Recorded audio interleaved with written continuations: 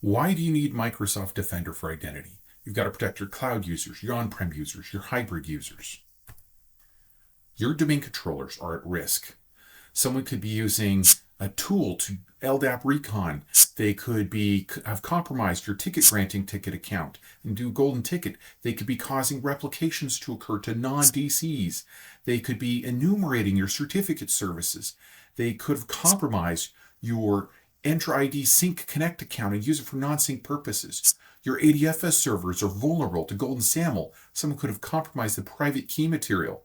You need Defender for Identity to protect you from these, to identify and give your hunters the ability to defend and, in special cases sometimes, be able to automatically defend against the attack. Who am I? I'm David Lundell. I founded Identity Managed. I've received the Microsoft MVP Award 12 times. I wrote the book on identity management, and the systems I've built have helped manage and secure millions of identities.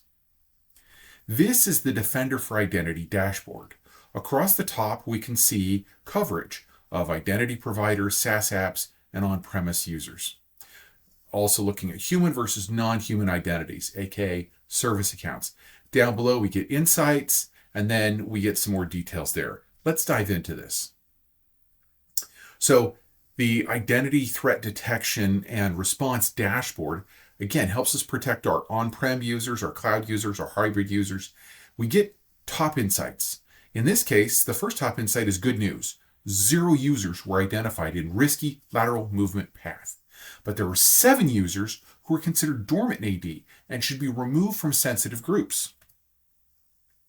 Let's take a look at those. Here we can see these 7 users, some of which haven't logged in for thousands of days. These look to be remnants of old identity management systems and old Entra ID Connect Sync systems that just never got cleaned up.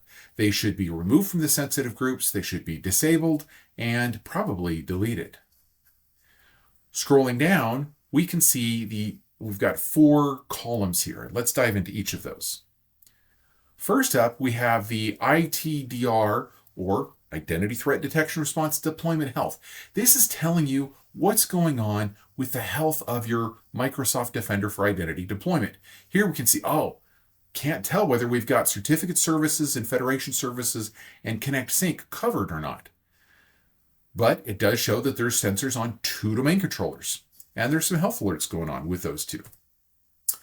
Scrolling over to the right a little bit, we get the identity score. I'm super excited about the identity score. If you're not using it, it's something you should. I'll do a video on that in the future. Additionally, we see a list of highly privileged identities. These are users who are global admins or have other privileged identities. Additionally, this shows us accounts that are in protected groups in the on-premise AD, as well as it shows us accounts that have been otherwise marked as sensitive. So you may have an account that controls something that's very important to the company. Maybe it's a service account that's linked to some sensitive SOX application. You can mark that as sensitive, even though it's not part of administrators or domain admins or even print operators, anything like that. Scrolling over again to the right, we get a list of identity-related incidents. And if we click on this one, the DC Sync attack, the graph pops up. And we can see here what's going on. We can see the first time it occurred, the last time it occurred. We can see information about the alert, the IP address, the names. Here on the graph, we can see all the IP addresses involved, the names of the accounts involved. We can also then assign the account. We can classify this incident. We can classify it as this was a false positive. We can assign it to someone, and so forth. So MDI, Microsoft Defender for Identity, it helps us detect and respond, again, sometimes automatically. Let's go through in a little more detail some of the threats that it can help us detect. It can help us detect initial access. Let's say that there is a suspicious tool that's being used by the Entra Connect Sync account. That might be the initial access. We might have execution. Someone's changed a service. They've created a new service. We might see persistence. Maybe someone changed their primary group ID to something that would give them privileges. We can also see privilege escalation. Someone created a suspicious service principal name. Defense evasion, dodging, ducking. They're trying to disable the accounts that MDI uses to detect these things, for example. We might also have credential access, a known compromised account just logged in.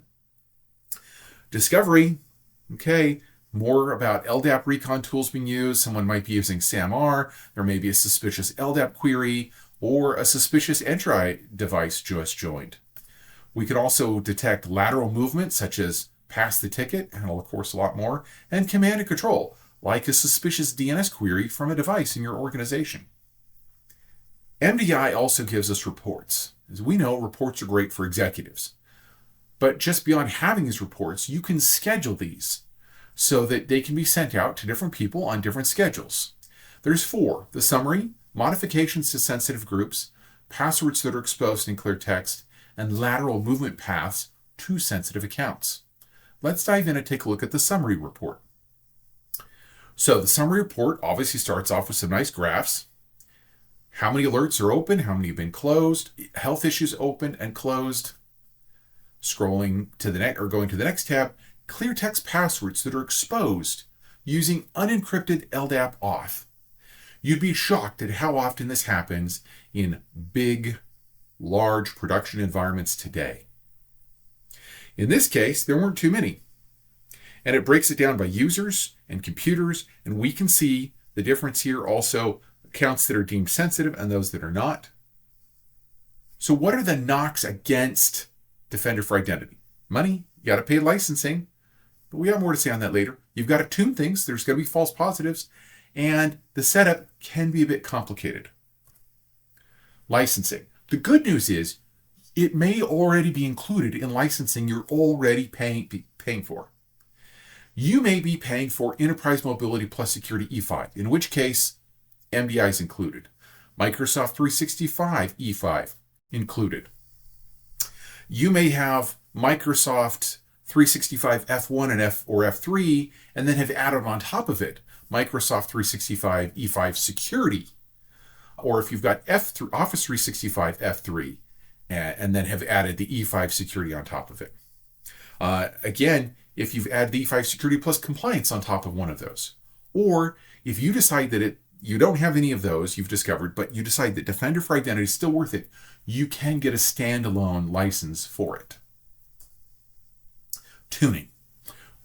It takes up to 30 days for Defender for Identity to learn everything in your environment. In those 30 days, it can find things like Golden Ticket. Using Group Recon SAMR, we can link identities together as well. So your admin account and your non-admin account get linked. We can tag additional things as sensitive. We can tune the alerts. We can also set up thresholds so you're not getting overwhelmed at first. And then, and I love this part, self-remediation. This isn't necessarily a part, it isn't technically part of Defender for Identity, but it relates to it. It makes Defender for Identity more useful because one of the things that happens is we detect that there's risky sign-ins and risky users. And with self-remediation using risk-based conditional access policies, we can enable users to break out of that prison and they can remediate the risky sign-ins. They get prompted to step up and do an immediate MFA. And if they're successful, the risky sign-in is dismissed. If a user rises to the level of risky user, meaning we suspect pretty strongly that their password's been compromised or other situations, then an MFA followed by a forced password reset can dismiss the user risk. And if you've got a situation where you can't do that because maybe you're using external MFA or you've got some other situation, there are other ways to address that too. Okay, setup. You might think that setting up MDI is just as simple as downloading the latest sensor and installing it. It's not quite that simple. In order to protect your cloud users, your on-prem users, your hybrid users, we need to get the sensors installed in the right places. And there's 2 versions. There's version 2 and there's version 3. And sometimes you need both in different places. So follow for more videos on this, read our blog, or, we're also consultants and we're happy to help. Catch you next time.